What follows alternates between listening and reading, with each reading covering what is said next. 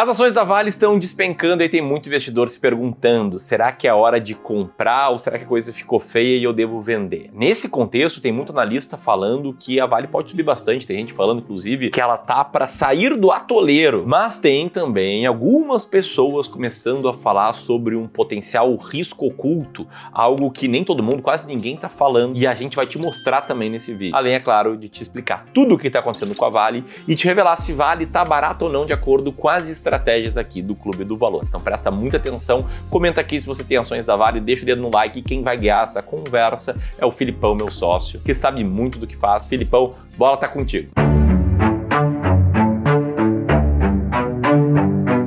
Vamos começar pelos resultados recentes divulgados pela Vale, passar um panorama geral aqui, afinal de contas a gente está falando de uma alta de 210% no lucro no segundo trimestre. Enquanto o mercado esperava cerca de 1,7 bilhão de reais, a Vale reportou 2,7 bilhões em lucro. E mesmo para uma empresa desse tamanho, 1 bilhão a mais faz muita diferença. E o que também aumentou nesse período foi a produção do minério de ferro, em 3%. E se a gente abrir aqui o resumo do volume vendidos em minérios e metais pela Vale no segundo TRI de 2024, o que a gente vai ver é que, em termos de minério de ferro, a gente vai estar falando aqui de praticamente 79 milhões de toneladas, enquanto que para o níquel e para o cobre, a gente vai ver cerca de 34 e 76 mil toneladas. Apesar de ainda assim ser um número sozinho muito representativo, nada que chega perto a quantidade de minério de ferro que a Vale. E aqui começa a entrar o problema da Vale. Os custos atrelados às soluções de minério de ferro subiram mais de 16% nesse período, enquanto os metais para a transição energética, que são os outros dois que eu citei, caíram 14%. E quando a gente olha em termos realmente de receita líquida, a gente ainda vê o minério de ferro representando mais de 80% da receita da Vale, o que é muito maior do que comparado aos metais de transição de energia. E por que eu tô te mostrando tudo isso? Pra gente lembrar que a Vale ainda é muito dependente do minério de ferro, por mais que ela esteja tentando trazer novas soluções em metais de transição energética. E aí você pode falar, tá, Felipe, mas isso aí todo mundo já sabe, é uma empresa de commodity atrelada ao minério. Mas o risco oculto por trás do minério de ferro que pode afetar a Vale, isso ninguém tá falando. Eu vou te mostrar isso nesse vídeo, até porque quando a gente analisou a carteira do Gustavo, que é esse investidor que tá aí na tela para vocês, com um pouco mais de 1,5 milhão de reais, sendo que desses, pouco mais de 100 mil estava somente nas ações da Vale. Esse cara olhou para a própria carteira e travou. Ele não sabia se ele deveria comprar ainda mais posições da Vale nesse momento, principalmente por ela ter caído e poderia ser uma oportunidade, ou se ele deveria esperar um pouco mais, afinal de contas, para quem já tinha mais de 100 mil reais na Vale, a queda de 27% na cotação desse ano significou uma perda de mais de 30 mil reais do começo do ano para cá. E nesse momento, para todos os investidores que não têm clareza exata de quando você deve comprar ou quando você deve vender qualquer ativo da bolsa, a principal reação é realmente não saber o que fazer. Até que o Gustavo participou de uma sessão de consultoria gratuita junto com um dos nossos especialistas aqui do Clube do Valor. E foi lá que a gente desenhou para ele o nosso sistema de alocação de estratégia e definiu exatamente onde ele deveria estar investindo e desinvestindo nesse momento. E é por isso que casos como o do Gustavo sempre trazem feedbacks como esse aqui em relação à nossa consultoria gratuita. Por isso que se você é como esse investidor que não se sente seguro o suficiente para aumentar ou reduzir alguma posição da tua carteira, porque você não sabe qual ativo você tem que comprar ou vender e quando, você precisa participar de uma consultoria gratuita como essa. É lá que a gente vai analisar o teu caso de forma super individual e como é tudo 100% gratuito, você não tem absolutamente nada a perder, no mínimo, na segunda opinião de como você está investindo hoje. Para isso, clica nesse link aqui em cima,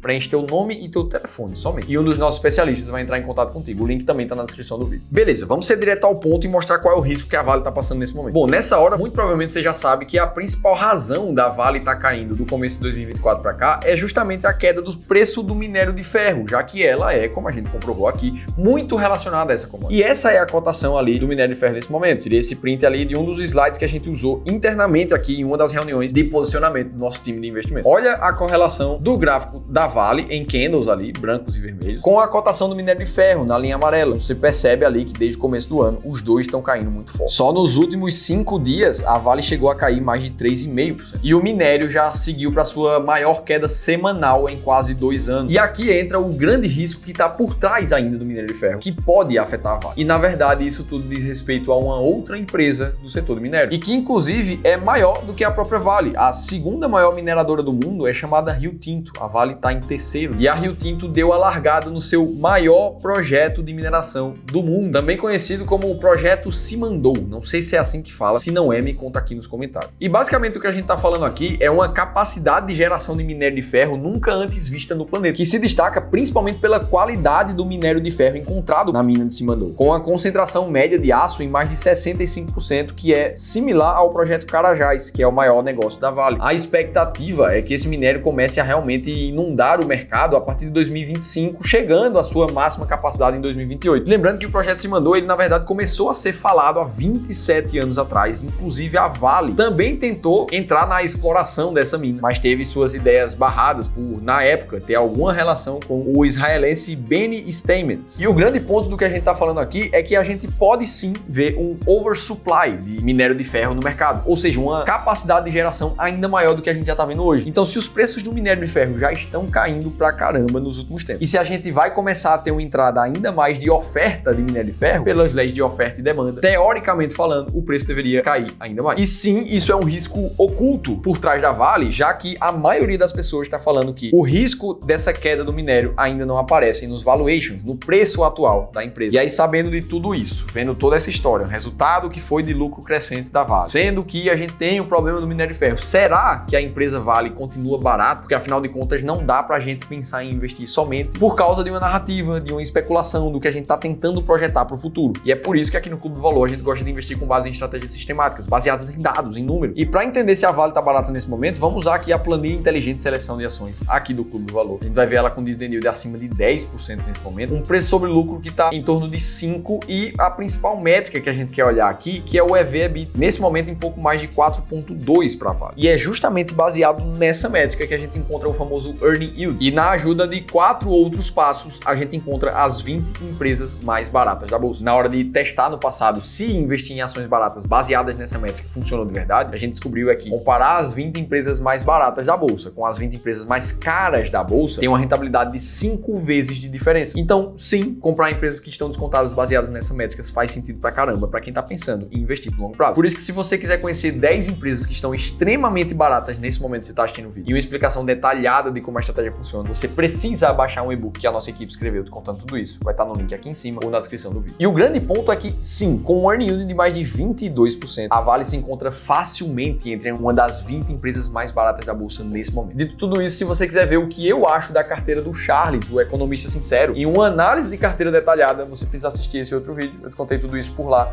em detalhes, vou estar te esperando.